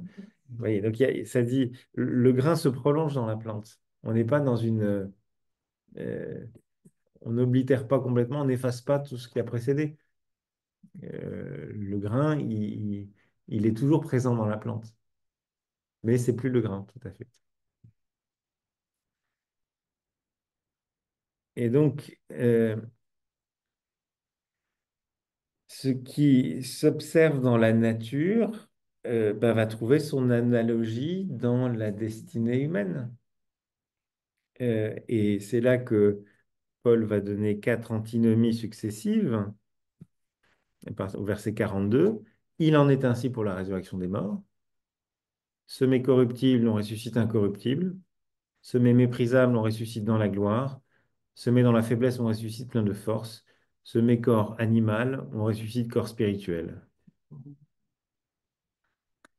Oui, c'est intéressant. Alors à la fois, il dit voilà, périssable, impérissable, méprisable, glorieux, faible, fort, naturel, spirituel.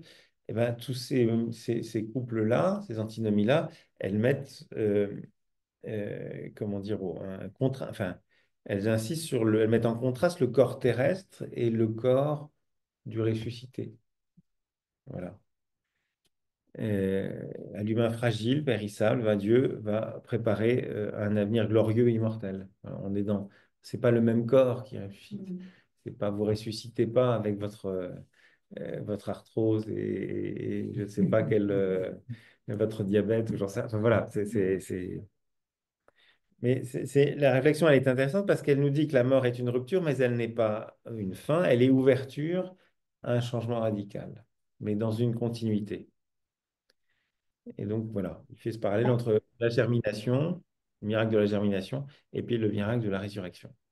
Moi, j'ai une petite question parce que je suis un peu confuse sur la résurrection. Si je peux ou ça va peut-être Oui, au oui, niveau bien du sûr. temps. Ouais, ok.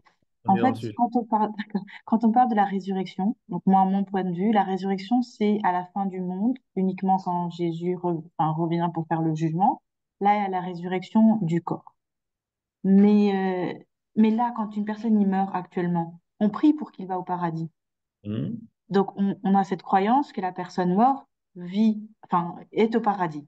Donc, Mhm. pas sous forme de chair, mais sous forme de, voilà, d'esprit. Il est au paradis. Et donc, c'est aussi une forme de résurrection spirituelle. Mais finalement, résurrection, ouais, enfin, ma question, c'est finalement, à la fin, le but, c'est d'aller au paradis. Je suis un peu confuse. Qu'est-ce qui apporte la résurrection à la fin du monde que ce qui n'apporte pas la résurrection spirituelle? En fait, et j'arrive pas à faire la différence parce qu'au bout, on est au paradis, c'est ça? Alors, ben justement, quand tu parles de résurrection des corps, résurrection spirituelle, on est en plein dans le sujet parce que après avoir mis ces 4 antinomies là, Paul va parler de corps spirituel. Alors justement, tu étais dans cette opposition corps et spirituel, et là, il y a quelque chose d'un petit peu, c'est un oxymore, ça associe le corporel et le spirituel. A priori, c'est deux choses qui n'ont pas grand-chose à voir dans les représentations qu'on a. Oui, mais là, actuellement, les morts, ils sont bien, ils sont au paradis. Ben là, moi, je vais pas te dire. Je vois pas, j'arrive pas. Moi, moi, j'essaie de dire ce que Paul en dit. Voilà. Euh, donc, enfin, peut-être on va terminer Ok. le parcours et tu réagis à la fin si ça t'a éclairé ou pas. Euh, mais voilà, corps spirituel, ça c'est aussi quelque chose d'intéressant. Alors, il me semble qu'il y avait si vous prenez donc un encadré à la page 4, corps animal, corps spirituel, Jean-Pierre Lémonon précise, pour Paul, le corps, c'est l'homme tout entier. L'homme en relation à Dieu, aux hommes, au monde. Le corps est soit psychique, soit spirituel. Psychique, c'est l'homme livré à ses seules forces, l'homme fait pour la corruption, la destruction. Spirituel, l'homme saisi par l'esprit totalement transformé, il participe à la gloire de Dieu. Corps évoque une certaine matérialité, spirituelle, la source insaisissable. Donc, qu'est-ce que ça veut dire, ça? Parce que spontanément, nous, on est quand même très habité par un dualisme grec. C'est vrai que la pensée grecque, la philosophie grecque, elle oppose, c'est Platon, il y a le corporel et, euh, et l'âme. Voilà. Il y a cette espèce de dichotomie, la matérialité physique de l'humain, avec ses os, sa chair, ses muscles, et puis tout ce qui ne fonctionne pas. Et, et puis, euh, et puis l'âme, qui serait un truc spirituel. Voilà. Et donc, il faut avoir à l'esprit, quand on parle de résurrection et de notre âme, le mot âme, on ne le trouve pas dans l'Écriture, hein. C'est des choses qui sont dans la culture grecque, beaucoup. Et donc, c'est au cours de ce travail un petit peu d'inculturation d'une culture qui est unitaire, une anthropologie unitaire comme le judaïsme, ben, on a emprunté des catégories qui étaient celles de la culture grecque. Et donc, on en est venu à mettre un dualisme, une séparation entre les deux. Mais je ne suis pas sûr que ce soit toujours très, très pertinent. Euh, alors, ce qu'il faut comprendre, donc nous, quand on entend le mot corps, ben, on pense dualité, contradiction. Corps, esprit, ça ne va pas ensemble. Quand un hébreu, un juif parle du corps, il ne pense pas à la matérialité physique de l'humain, mais il pense à l'ensemble de son être vivant. Le corps, diraient les philosophes, c'est un être au monde. C'est ma manière d'être au monde. Donc ça englobe tout mon être. C'est ce qui fait ce que tu es toi. C'est ce qui fait Tout ce ce que qui je fait que tu suis. es. Donc c'est les relations que j'ai tissées. C'est parce que voilà, quand on parle de la résurrection des corps, on parle pas simplement on parle pas du corps physique ou de la. Parfois, je dis pour faire comprendre le message, on parle pas, c'est pas la résurrection de la viande. On ne croit pas en la résurrection de la viande. Mais ce qui ressuscite aussi, c'est ce que je suis dans mon identité, dans ma personnalité, quoi. Enfin, dans ce que je suis. Et là, c'est quand même autre chose, me semble-t-il. Euh, C'est euh, euh, c'est aussi mes relations. Alors, je vous citais tout à l'heure l'épisode avec Jésus qui discute avec les Sadducéens et qui lui raconte une histoire abracadabrantesque sur une femme qui a vu cette Marie. Euh, Alors, qui est parfois une manière de. Enfin, c'est un texte qui peut être entendu quand Jésus dit oui, mais alors, non, ça ne se passe pas comme ça, parce qu'ils sont comme des anges. D'accord. Donc, c'est une manière de dire on ne sera pas dans le même registre, on n'est pas dans une continuité entre un avant et un après, et on ne va pas faire la même chose. Parce que la question que posent les Sadducéens, ils ne sortent pas du niveau où on est là. Bon, de qui sera-t-elle l'épouse? Euh, mais parfois, ce texte-là, quand il est entendu par des personnes qui ont perdu un être cher, ben, dire bon, on sera comme des anges. Donc, le relationnel qui pouvait exister avec mon conjoint, qu'est-ce qu'il en sera dans la vie éternelle? Est-ce qu'il a sa place ou pas? Eh ben, je trouve que dans l'anthropologie hébraïque, eh ben, si l'homme est un tout, c'est le jeu, c'est le moi qui va être recréé. Mais donc, vraiment, c'est intéressant parce que Paul ne parle jamais de la résurrection de la chair, au passage. Il parle bien de la résurrection des corps. Euh, c'est la résurrection de la personne dans son unité, et la résurrection du jeu. Euh, Pas du moi-je, hein, mais du jeu voilà. Donc, le corps spirituel, ainsi compris, c'est le jeu recréé, refondé par l'Esprit de Dieu. Un jeu entièrement habité par l'Esprit. Voilà. Donc, vous voyez, on est dans une perspective qui est autre. La résurrection de la chair, c'est pas je vais ressusciter avec mon corps comme ça, mais mon corps physique, avec mon genou qui me fait mal, ou voilà. Non, c'est dans mon identité personnelle et relationnelle que je ressuscite. Et donc, la question de savoir s'il y aura assez de place pour loger tout le monde, quelque part, elle devient un peu sans intérêt, quoi.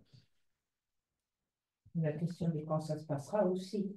Alors, la question de quand, ça c'est. Alors, il l'aborde un petit peu plus loin. Merci d'anticiper. Alors, quand il va évoquer tous nous ne mourrons pas, tous nous ne mourrons pas. Voilà. Voilà. Donc, vous étiez prévenu sur le fait que c'était quand même un texte assez dense, hein, donc, voilà. Euh, Donc, mais Paul va beaucoup insister, donc il insiste sur cette discontinuité dans la continuité entre l'avant et l'après. Et pour appuyer ça, eh ben, il va utiliser un autre argumentaire qui est l'évocation des deux Adams, un premier Adam et un nouvel Adam, ou un deuxième Adam. Donc la typologie, ce qu'on a appelé la typologie des deux Adams.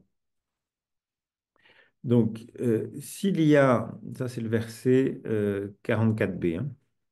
S'il y a un corps animal, il y a aussi un corps spirituel. C'est ainsi qu'il est écrit, le premier homme, Adam, fut un être animal doué de vie. Le dernier Adam est un être spirituel donnant la vie. Mais ce qui est premier, c'est l'être animal, ce n'est pas l'être spirituel. Il vient ensuite. Le premier homme tiré de la terre est terrestre, le second homme, lui, vient du ciel. Tel a été l'homme terrestre, tels sont aussi les terrestres, et tel est l'homme céleste, tels seront les célestes. Et de même que nous avons été à l'image de l'homme terrestre, nous serons aussi à l'image de l'homme céleste. Voici ce que j'affirme, frères, la chair et le sang ne peuvent hériter du royaume de Dieu, ni la corruption hériter de l'incorruptibilité. Ça, je trouve que c'est intéressant parce que c'est une affirmation très forte. La chair et le sang ne peuvent hériter du royaume de Dieu. Donc, peut-être que dans la compréhension qu'on a de la résurrection, faut peut-être pas se focaliser sur l'idée que c'est la viande qui ressuscite, la chair et le sang, mais c'est bien le corps dans notre personnalité, euh, et ce qui fait que nous sommes uniques. Alors, je pensais aussi, je ne sais pas si certains parmi vous ont assisté au Ciné-Club l'autre jour pour voir Ordette. Euh, et donc, parce que c'est justement dans le sujet, parce que c'est un film qui raconte une résurrection. Et le refus de demander ou de croire en la résurrection pour tout le monde, notamment pour le pasteur. Bon. Et il y a Michael, qui est le mari qui a perdu sa femme, et le pasteur donc, fait un espèce de petit prêche, un prêchi-prêcha très, très, très spirituel, voilà. Mais votre épouse est au paradis, vous la retrouverez, etc. Enfin, il y a, voilà, un peu dans ce discours-là. Et, et, euh, et voilà, et votre âme, vous pourrez rester en communion avec son âme, etc. Et lui dit, oui, mais son corps, je l'aimais aussi. Alors c'est intéressant parce que ça dit aussi, il y a une dimension, il y a du charnel. Pensez à Peggy, le charnel est spirituel, le spirituel est charnel. On n'est pas dans des choses qui sont à séparer, mais des choses qui se relient et qui s'informent l'une l'autre. Voilà. Donc alors, la typologie des deux Adams, ça c'est intéressant parce que bah, c'est quelque chose qui existe dans la tradition juive. Paul ne l'a pas inventé. Et dans cette tradition, on imaginait l'avènement d'un nouvel Adam qui soit conforme au désir du Créateur. Le premier Adam, bon, il a pas, il a un peu, il a raté un truc, mais Salut, donc on aspire à un nouvel Adam qui lui va précisément répondre à sa vocation d'être à l'image de Dieu. Ce que, à l'image et à la ressemblance, il n'avait pas réussi. Donc, mais par l'accomplissement de la loi, eh ben, on va pouvoir voir émerger un nouvel Adam. Mais Paul, donc, il reprend cette thématique-là, mais il la détourne parce qu'il va dire que le premier Adam, enfant, représente l'humanité dans l'humanité présente, et le second Adam, eh bien, il est advenu dans la résurrection du Christ. C'est le Christ, le nouvel Adam.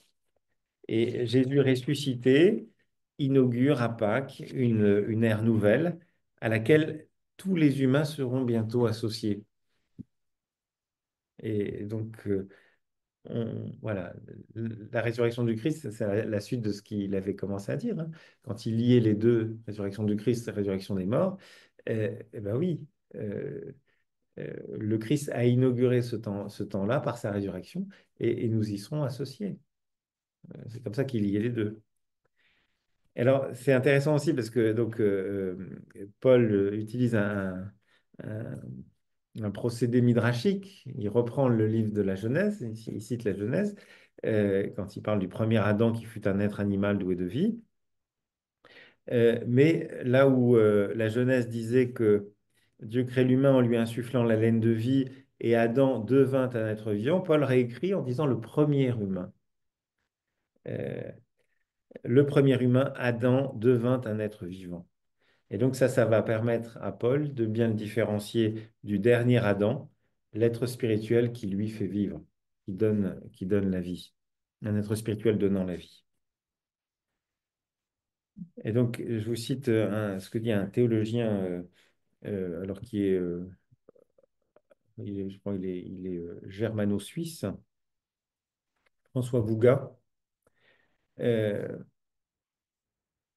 Pâques fait constater que la Genèse ne raconte que le commencement de l'histoire, l'origine de l'homme ancien dont nous partageons encore provisoirement la condition mortelle, la fragilité et la faiblesse. Or, la résurrection de Jésus a révélé que cet homme n'était que le premier, car à Pâques, Dieu a créé un homme nouveau qui est esprit, puissance transformatrice de Dieu, qui donne la vie. Vraiment, resituer ça dans une histoire longue. Et ça, c'est un peu le coup de génie de Paul quand il aborde cette question-là. Et donc, cette idée de porter l'image, euh, nous serons aussi à l'image de l'homme céleste. Ben, évidemment, on est aussi, c'est vraiment la thématique qui était celle du livre de la Genèse. Et je trouve que nous avons porté l'image du terrestre, nous porterons l'image du céleste.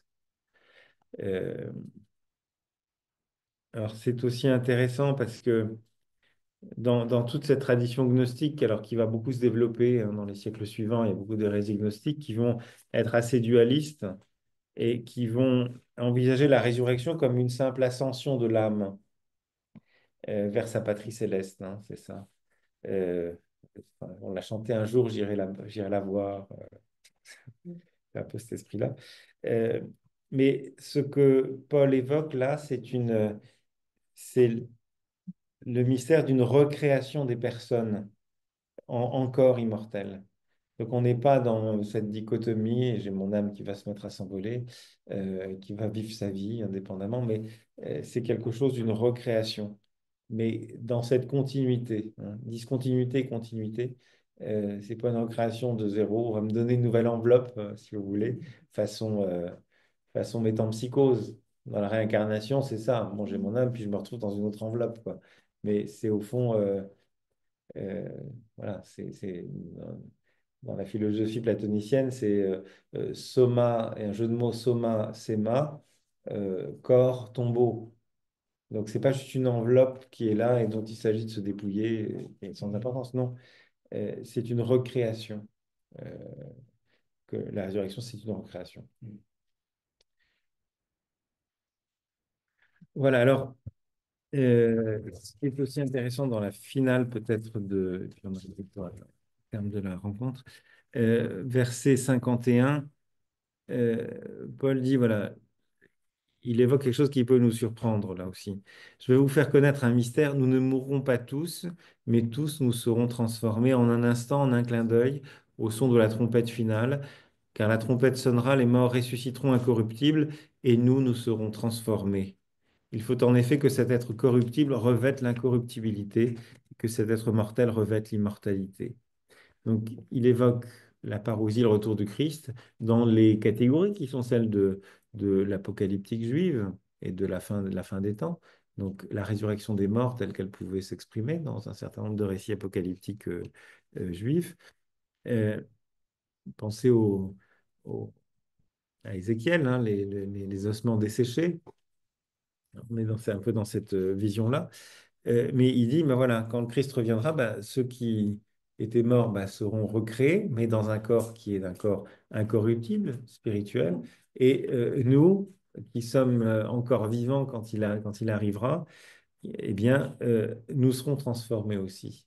C'est-à-dire que ce qui est corruptible en nous, eh ben, ça disparaît pour renaître incorruptible. Donc la transformation, qu'on soit mort ou qu'on soit vivant, elle, elle doit se faire.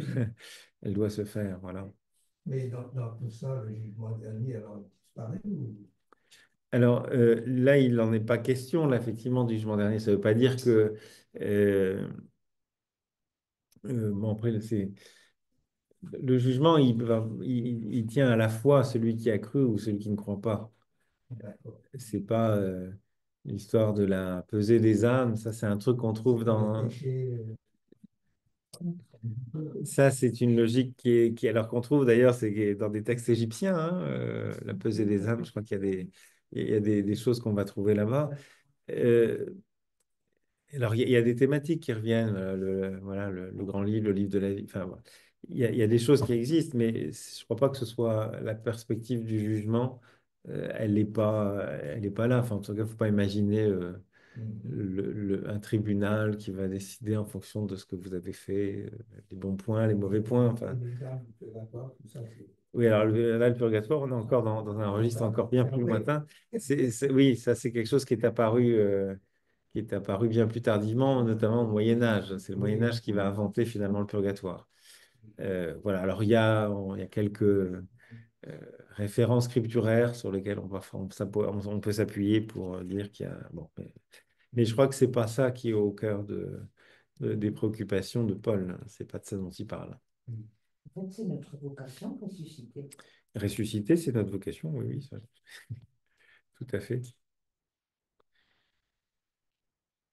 Voilà. Et donc, dans cette vocation, quand donc cet être corruptible aura revêtu l'incorruptibilité, que cet être mortel aura revêtu l'immortalité, alors se réalisera la parole de l'Écriture. La mort a été engloutie dans la victoire. Mort, où est ta victoire? Mort, où est ton aiguillon? Euh, donc, il resitue ça aussi dans une perspective vraiment eschatologique, ou ce qu'il avait déjà évoqué avant quand il parlait de soumettre les puissances, les autorités, et tous ses adversaires et finalement la mort.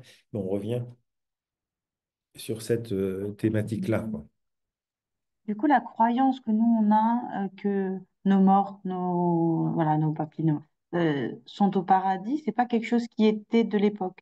On dit que l'âme s'en est allée, mais qu'on attend la fin du monde pour une résurrection. Et ce sens qu'on attribue maintenant, c'est pas forcément quelque chose qui était de l'époque. Alors, c'est-à-dire que dire que ceux qui nous ont quittés sont en Dieu, sont accueillis par Dieu, ça, c'est tout à fait, ça fait partie de la foi. Enfin, on y croit vraiment. Après, là où je serais un peu réservé, c'est-à-dire que quand la résurrection des morts est évoquée, souvent, c'est effectivement une résurrection finale. Et quand vous voyez sur les tympans des cathédrales, vous voyez la résurrection des morts, il y a les tombeaux qui s'ouvrent, tout le monde sort. Bon. Donc il y a cette idée que c'est renvoyé à la fin des temps, cette résurrection. Donc ça, c'est juste. Maintenant, je ne parlerai pas, moi, forcément de paradis, même si j'ai un nom qui devrait m'y prédisposer, mais de dire, finalement, le paradis, ce serait quoi? C'est d'être en la présence de Dieu. Voilà. Donc, le problème, quand on parle de paradis, on imagine quoi? Un espèce de truc dans les nuages. Voilà. On imagine un lieu, on est dans des logiques topographiques, parfois un peu. Or, l'enjeu, c'est pas ça. C'est d'être euh, en Dieu, dans une pleine communion avec Dieu. Et c'est en ce sens que, mais ça, c'est quelque chose qui commence déjà aujourd'hui. On peut déjà commencer à être dans cette communion avec Dieu, qui est une communion imparfaite, mais une fois mort, bah, Paul le dit aussi à un moment, aujourd'hui nous voyons comme dans un miroir, sachant qu'un miroir à l'époque c'était un truc mal dépoli, et on devinait plus qu'on se reconnaissait. Mais alors nous le verrons face à face. Donc, on est, si vous voulez, il dit, on est dans une espèce de communion incertaine, on tâtonne, on ne voit pas encore tout à fait clair, on cherche, on s'approche, mais là, nous verrons Dieu tel qu'il est face à face. Et nous nous connaîtrons nous-mêmes aussi, voilà, par la même occasion. Et donc, il y a c'est cette communion profonde qu'on va vivre avec Dieu. Ça oui, croire que ceux qui nous ont quittés sont dans cette intimité-là avec Dieu, ça oui. Mais quant à de manière plus traditionnelle, quant à la résurrection des morts, elle est renvoyée à la fin des temps. Mais ça ne veut pas dire qu'il n'y a pas déjà une communion qui peut se vivre et qui peut se vivre de notre vivant. Il n'y a pas besoin d'attendre aussi qu'on soit mort, hein. Ça, c'est peut-être le plus essentiel encore. Une pluie, c'est pas forcément un forme d'animal, tu vois. Ah ben ça, on aura la surprise. Enfin, je pense qu'il aura, si, Les gens qui reviennent de poste oui. tel, machin, disent j'ai vu la lumière, donc on peut représenter Dieu comme une lumière. Oui, non, mais après, bon, ils ont pas d'abord, non, parce que quelqu'un donc évoque, je ne sais pas si vous entendez les expériences post-mortem, de gens qui reviennent, qui ont eu une expérience. Alors, c'est un nom d'ailleurs, un peu scientifique, mais enfin, bon, peu importe. Et donc, avec ce fameux tunnel de lumière, et donc, l'intervenant ici disait que euh, Dieu pourrait ressembler. Dieu pourrait ressembler seulement à une lumière, ou voilà, bon. Alors, c'est-à-dire que ceux qui sont revenus, par définition, ils n'ont pas été jusqu'au bout du tunnel donc, de lumière. Ils ont voyé une lumière au fond, mais ils ne savent pas à quoi ça ressemble. Oui, c'est sûr, c'est sûrement, il y a sans doute quelque chose d'une expérience un peu indicible. Mais voilà, enfin, je pense que voilà, ça c'est pas à moi, mais s'il a pris chair, si Dieu a pris chair, est devenu homme, il a un visage. Et le visage du Christ, je pense qu'on sera amené à le rencontrer. Alors, il ne ressemblera peut-être pas du tout à ce qu'on imagine, euh, mais voilà. On dit ça, dans il y a, il y a, il y a, il y a, la paix, elle aura ton visage. Oui, La paix sera toi, sera moi, sera nous, et la paix sera chacun de nous. Ben, ça dit quelque chose d'assez juste, hein, je trouve, là-dedans. Enfin, la paix, elle aura ton visage. Bon, eh ben oui, la paix, enfin, je pense que la rencontre, elle aura à voir avec le visage du Christ. Et en même temps, ce sera toi, ce sera moi. Donc, c'est ce visage dans lequel je me reconnais aussi. Là, on pourrait alors, il y a plein de commentaires. D'ailleurs, je crois que c'est euh, euh, un mystique espagnol. Ah, Jean de la Croix. Jean de la Croix, il a beaucoup enfin, sur le visage, se voir dans le visage du Christ. Enfin, cette espèce de regard, se contempler dans l'autre, il y a cette espèce de communion bon, mais enfin voilà, ça c'est un peu des approches plus mystiques. Mais c'est intéressant. C'est intéressant aussi. J'avais une question, enfin, je suis toujours un peu confuse. Parce que si on reprend quand vous avez dit, c'est au paradis, il y a cette communion avec Dieu. Donc maintenant, lors de la résurrection, qu'est-ce que les gens morts gagnent? Parce qu'ils sont déjà en communion avec Dieu. Parce que j'essaie de savoir qu'est-ce qu'ils ont de plus là, qui sont déjà en communion avec Dieu, ils sont au paradis, ils ont aussi cette âme un peu, ils font la différence. Et du coup, j'arrive pas. Pour moi, j'étais vraiment sur la résurrection de la chair, vraiment de la chair viande. Et là, aujourd'hui, ça a cassé mon- la façon dont je pense. Et là, j'arrive plus à faire la différence. Parce que j'avais le paradis, l'esprit, communion avec Dieu, et puis le Alors, jour fin du monde, j'ai- résurrection de la chair. alors, moi, j'ai pas parlé de paradis, hein, justement. Oui, c'est ce que j'essaie de. J'ai parlé de communion avec Dieu que ben, après la mort, voilà, il y a cette communion peut-être plus intense, plus évidente qu'on peut avoir. Maintenant, la résurrection des corps, euh, elle dit autre chose. Enfin, elle dit que voilà, euh, comment exprimer ça? Je sais pas, j'arrive pas. Par exemple, disons un saint qui a bien vécu, donc là qui est au paradis auprès de Jésus. Qu'est-ce que Oui. lui il gagne lors de la résurrection à la fin du monde? Enfin, je sais pas, hein, c'est vraiment très.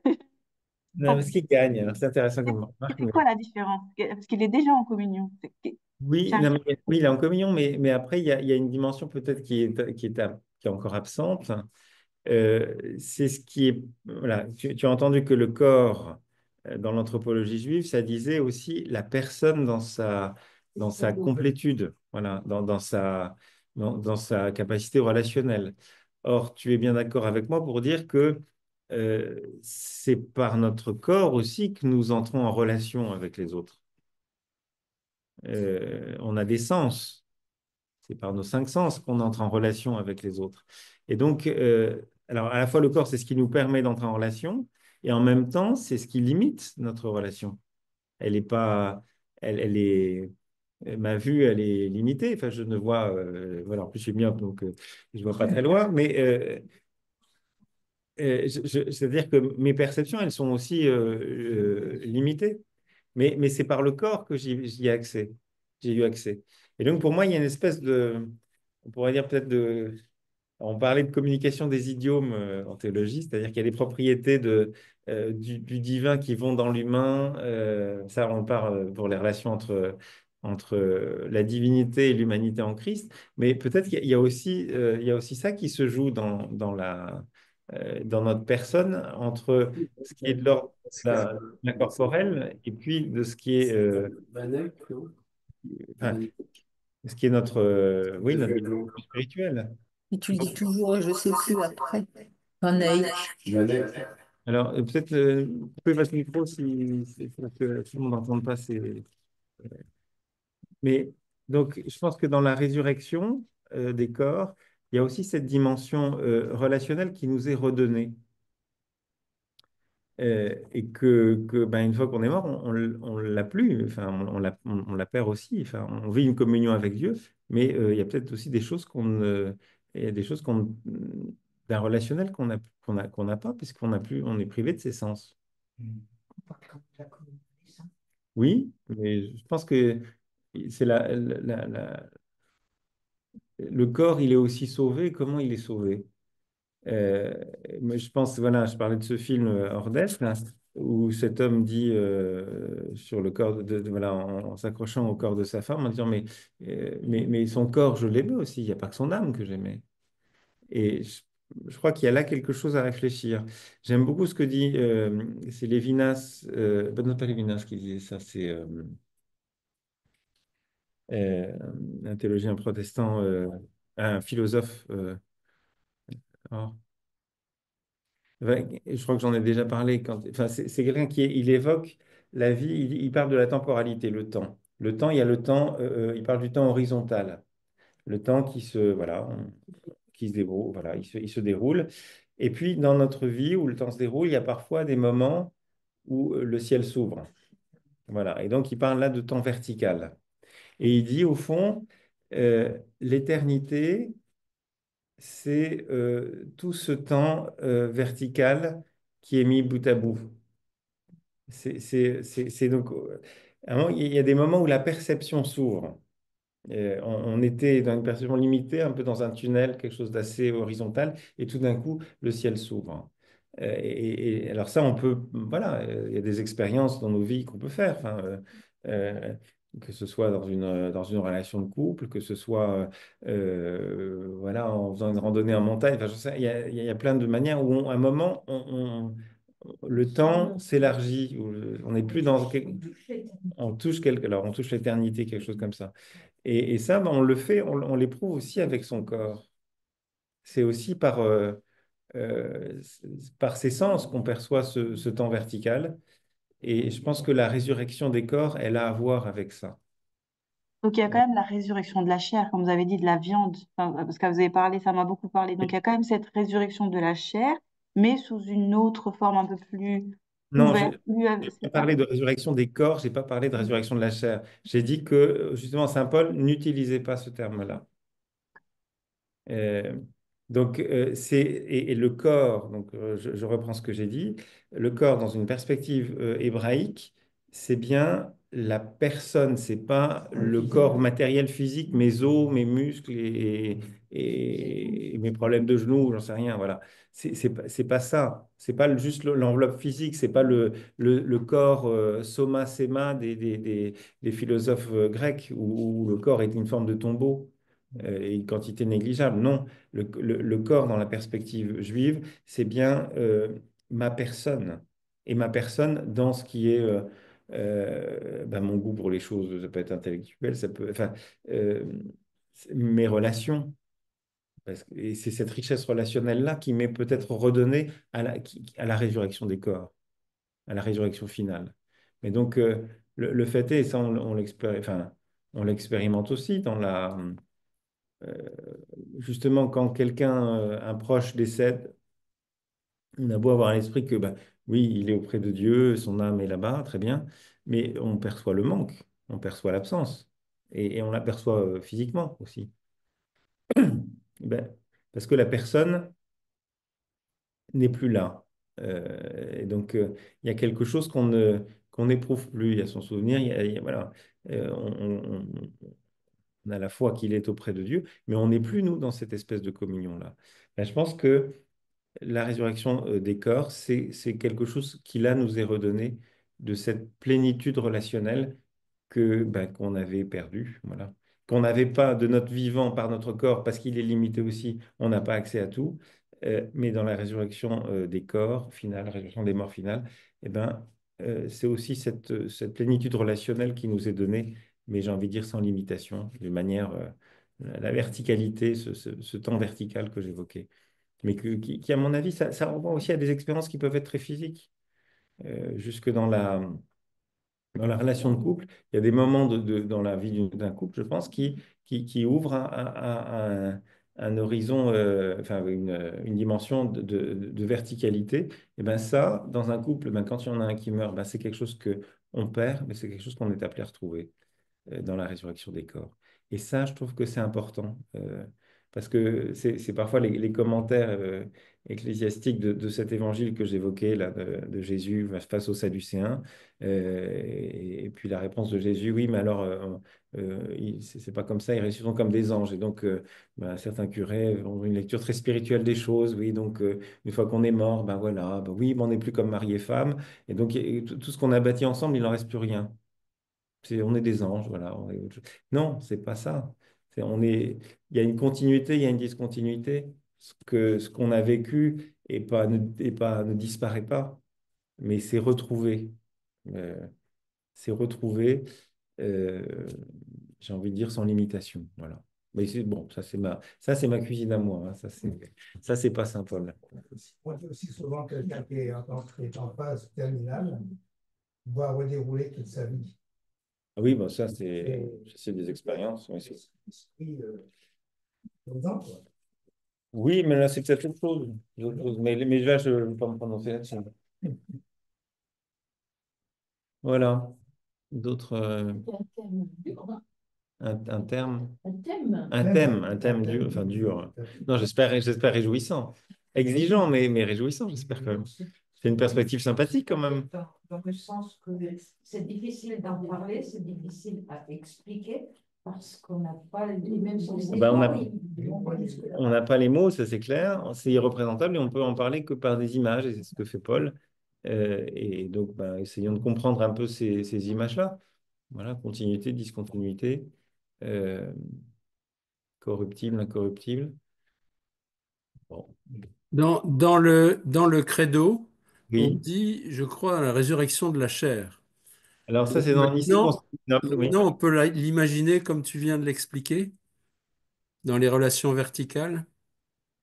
Oui, alors après, tu as dans le symbole des apôtres, parce qu'il faut faire, il y a les deux credos, hein. Nicée-Constantinople et le symbole des apôtres. Et dans un cas, c'est la chair, dans l'autre, c'est les morts. Donc voilà. Dans l'autre, c'est quoi? Les morts. Les morts. Oui, c'est pas le même. Donc ça peut être intéressant d'ailleurs enfin, mais j'espère ne pas me tromper, mais il me semble que c'est dans Nicée-Constantinople qu'il y a la chair. Et alors pourquoi il y a la chair? Parce qu'on est aussi dans un contexte qui est plus tardif, euh, donc élaboré dans un monde qui est foncièrement grec. Enfin, voilà, les catégories de la philosophie grecque sont très présentes. Et puis il s'agit de répondre aussi à un danger qui est le gnosticisme. Et donc, il y a aussi beaucoup de gens qui disent, mais euh, qui spiritualisent complètement les choses. Euh, alors, c'est pas complètement absent, peut-être, hein, d'ailleurs, de la communauté de Corinthe, là, dont on parlait, qui s'imaginent que, de toute façon, le corps, c'est quantité négligeable. Et donc, on a voulu dire la chair, pourquoi? Pour valoriser peut-être ce que Peggy dira quelques siècles plus tard, à savoir que le spirituel est aussi charnel, le charnel est spirituel. Donc c'était, je pense, on a mis le mot chair à ce moment-là pour dire on n'est pas des purs esprits. Et que c'est aussi l'homme dans sa globalité, on a voulu le dire à ce moment-là comme ça. Parce que il y avait aussi une compréhension du mot corps, ce que je disais avec la philosophie platonicienne, le corps comme tombeau.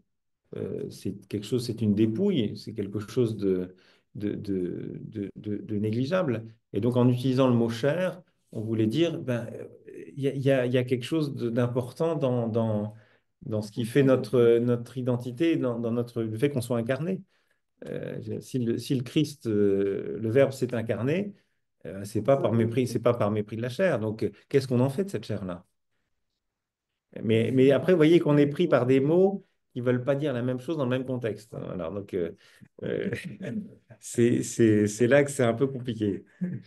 Mais je pense qu'il y a quelque chose dans une évolution historique, c'est-à-dire qu'on a parlé de la résurrection des morts au début, et puis on a parlé de la résurrection de la chair pour se démarquer d'approches gnostiques qui avaient tendance à répudier la chair.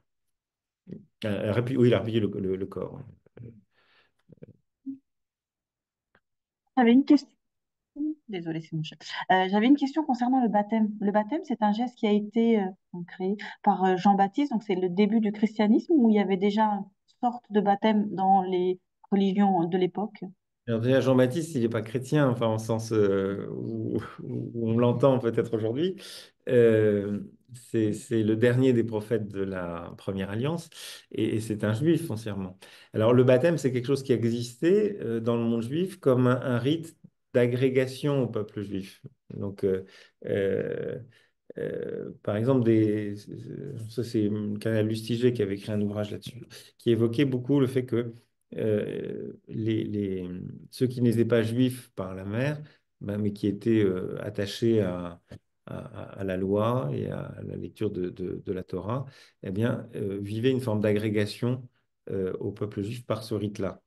Et puis après, il y a une dimension voilà, de lustral. Donc, il y a beaucoup de rites de purification ou de pardon des péchés. Enfin, il nous est dit que c'est des rites de purification. Et donc, dans la perspective du baptiste, il y a une dimension de purification. Et donc, il se distingue lui-même. Il dit, enfin, le baptiste se distingue lui-même de celui qui viendra. Moi, je vous baptise dans l'eau, mais lui vous baptisera dans l'esprit et dans le feu.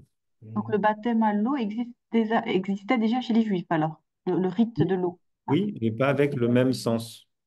d'accord. Avec le Ok, même sens. Alors, ok. pour Jean-Baptiste, quand il baptise les foules, il leur parle pas de se faire, d'être agrégé au Christ ou de passer avec le Christ de la mort à la vie. C'est un baptême de purification euh, comme signe de conversion. Mais dans la perspective chrétienne, après le Christ, enfin, après la mort et la résurrection du Christ, le baptême, il a un tout autre sens. Enfin, il est agrégation au Christ. Vous êtes devenu une créature nouvelle, vous êtes un autre Christ, comme ça pourra se dire dans la théologie médiévale. Et les Juifs actuellement aussi, ils ont ce rite? Non, non, ça, alors Claude pourrait mieux répondre que moi, mais c'est plus pratiqué. Il y a toujours des rites de purification, des bains, des mikvés et des choses voilà, des rites de purification, oui, avec de l'eau, ça a sa place. Mais ça se trouve dans d'autres traditions religieuses, hein. Si vous regardez dans l'islam, il y a les ablutions, ça a sa place. La Kumbh Mela dans le monde hindou également. Donc, ça, c'est quelque chose qu'on retrouve dans beaucoup de traditions religieuses. Enfin, bon, c'était que d'abord être un bon mort. Oui, alors vous pourrez prolonger dans le dossier, il y a des choses intéressantes sur les pages 5 et 6, des manières un peu de prolonger ou de comprendre comment comprendre peut-être ce mot de résurrection pour nous aujourd'hui. Et puis, il y a effectivement un texte toujours un petit peu décoiffant de Fabrice Adjabs qui dit que pour être un bon ressuscité, il faut d'abord être un bon mort. Voilà, donc c'est drôle, mais je pense que c'est... Oui, c'est ça. Voilà, ben, je vous propose de nous arrêter pour aujourd'hui. Ben, on se retrouve le mois prochain, donc ça devrait être en mai, je ne sais plus très bien. Vous recevrez le mail comme d'habitude, et puis ben, d'ici là, je vous souhaite de passer une belle semaine sainte et de belles fêtes de Pâques. Bonne soirée. Bonne soirée, merci.